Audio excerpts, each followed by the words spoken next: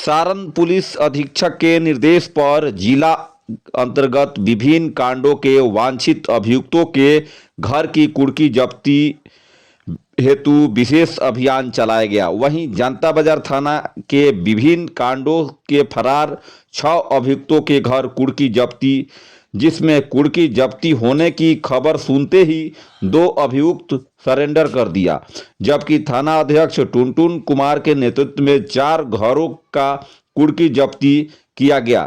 ताजपुर, बसही, बनपुरा, सेंदुआर, हरपुर कोठी तथा मिर्जापुर में कुर्की जब्ती को अंजाम दिया गया। देखिए रिपोर्ट।